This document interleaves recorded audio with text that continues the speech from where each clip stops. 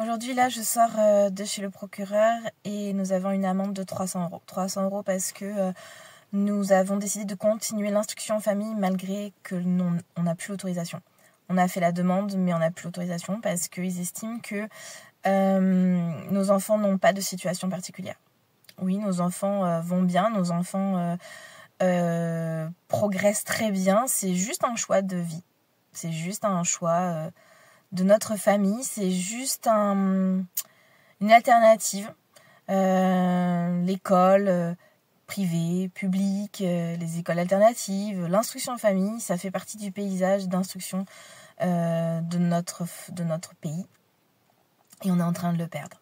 Et donc aujourd'hui, on se bat pour nous, mais on se bat pour tout le monde. On se bat aussi pour vous.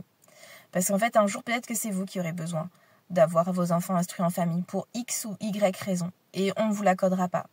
Aujourd'hui, on nous dit nos enfants peuvent s'adapter à l'école. Oui, on n'a pas dit le contraire.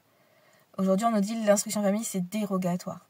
Parce que là, à cause de la nouvelle loi, aujourd'hui, c'est dérogatoire. Aujourd'hui, on doit payer 300 € à une association d'aide aux victimes. Ok, pour classer notre dossier.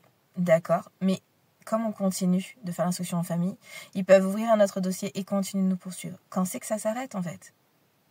Et personne ne peut nous aider parce qu'on a interpellé notre député qui nous a dit qu'il croyait en l'école de la République, mais nous aussi.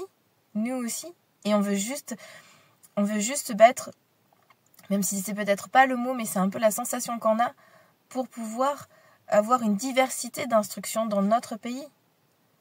Donc aujourd'hui, on a une amende et je me dis qu'en fait c'est tous ensemble qu'on va pouvoir régler les choses. Si on n'est pas solidaire, on va pas y arriver. Le procureur il nous a dit carrément si vous continuez, vous êtes dans un mur. Mais en fait, comment on peut faire autrement?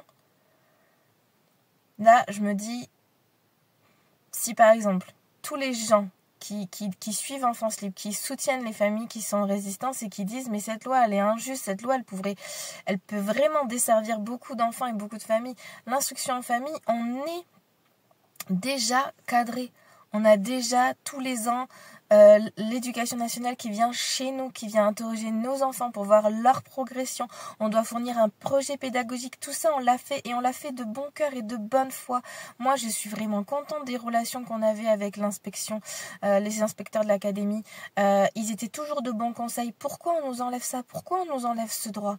Si tous ensemble, là on est 7000 sur la page d'Enfance Libre, si tous ensemble, on met même 50 centimes par mois, on pourrait aider les familles à continuer ce combat et à revenir à un régime déclaratif. Il faut que la loi elle change parce que personne d'autre peut nous aider tant que la loi elle n'est pas changée. Donc aujourd'hui je lance une bouteille à la mer. On a vraiment besoin que tous ensemble on se soutienne, on soit solidaires pour que les lois changent. Merci de m'avoir écouté. Bon courage à tous.